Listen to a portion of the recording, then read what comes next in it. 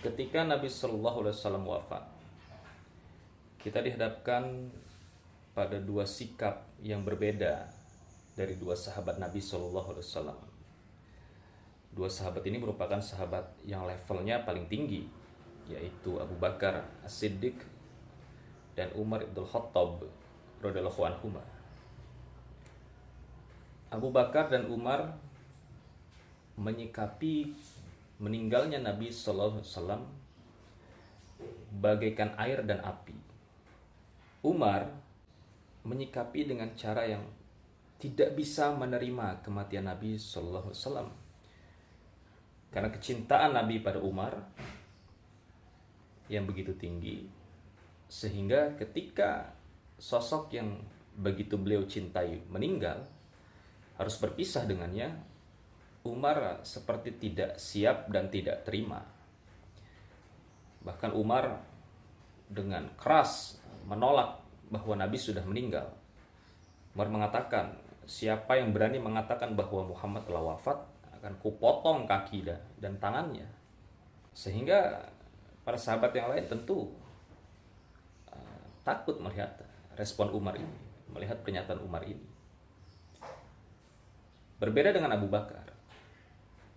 Abu Bakar bukan tidak mencintai Nabi, justru kita tidak perlu mempertanyakan kecintaan Abu Bakar terhadap Nabi.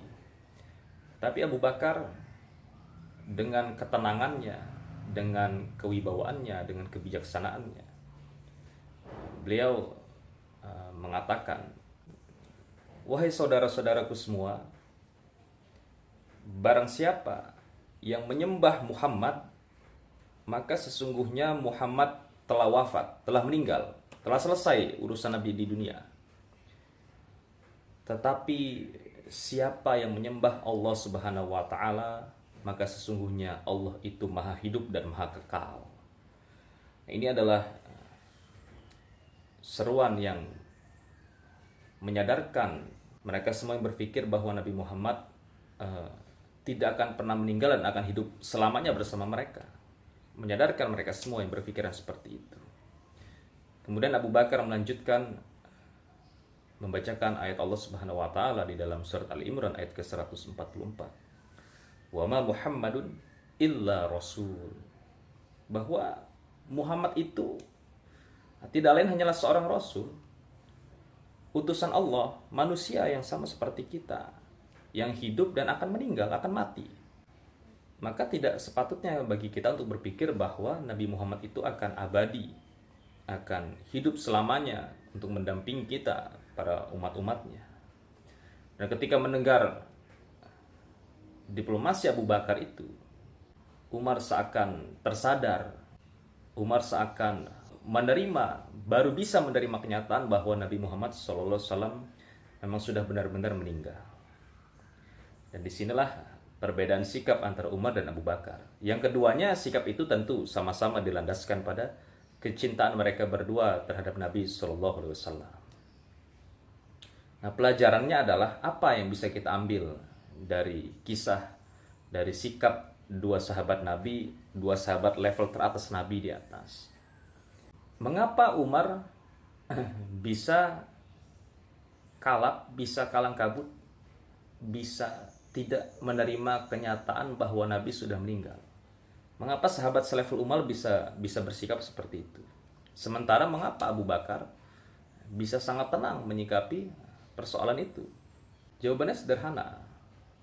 Di dalam ilmu manajemen, kita mengenal istilah POAC. POAC. Planning, Organizing, Actuating, Controlling. Sebelum kita melakukan sesuatu atau hendak melaksanakan suatu kegiatan, pasti 4 prinsip ini akan kita pakai. Kita pasti akan memplanning, merencanakan kegiatan itu akan kita laksanakan seperti apa. Kemudian kita mulai mengorganizing, menyusun struktur, siapa ketuanya, siapa sekretarisnya, siapa bendaharanya, siapa yang akan melaksanakan kegiatannya. Dan kemudian kita laksanakan kegiatan itu dengan planning dan organizing yang sudah matang, sembari kita melakukan controlling, mengontrol kegiatan itu agar tidak keluar dari jalan yang memang sudah kita siapkan, agar tidak keluar dari alur yang memang sudah kita siapkan untuk mencapai hasil akhirnya, yaitu tujuan. Tetapi meskipun kita sudah merencanakan kegiatan, sudah memanage kegiatan dengan begitu matang, kita pun harus menyisakan sedikit rongga di hati untuk mengakui bahwa tidak semua keinginan kita, tidak semua cita-cita kita itu bisa tercapai sesuai dengan apa yang sudah kita rencanakan. Kita semua pasti punya cita-cita, kita semua pasti punya keinginan, kita semua pasti punya target. Tetapi dalam usaha kita untuk meraih cita-cita itu, kita pun harus menyisakan sedikit rongga di hati kita, harus memberikan ruang di hati kita untuk mengakui kalau tujuan kita itu tidak tercapai, kalau hasil akhirnya tidak sesuai dengan harapan kita. Dan itulah yang membedakan Umar dan Abu Bakar. Umar mengapa bisa bersikap keras seperti itu? Karena memang beliau belum siap, beliau belum menyiapkan ruang di hati untuk mengakui bahwa, untuk menerima kenyataan bahwa Nabi Muhammad pasti suatu saat akan meninggal, cepat atau lambat. Sementara Abu Bakar sudah bersiap sejak awal. Abu Bakar bahkan sudah mengetahui tanda-tanda bahwa Nabi Shallallahu Alaihi Wasallam akan segera berpulang ketika mendengar khutbah terakhir Nabi. Nah, inilah yang membedakan antara dua sahabat itu. Maka kita semua juga harus mencontoh apa yang ditunjukkan oleh Abu Bakar. Kita boleh punya cita-cita, kita boleh punya harapan, kita boleh punya keinginan, kita boleh susun rencana yang matang untuk mencapai cita-cita kita itu. Tetapi ingatlah bahwa tidak semua sesuatu itu akan berakhir sesuai dengan harapan, sesuai dengan keinginan kita. Tetapi yakinlah bahwa hasil yang Allah Subhanahu wa taala berikan itu adalah hasil yang terbaik, meskipun kadang kita tidak menyadari itu. Wallahu taala alam.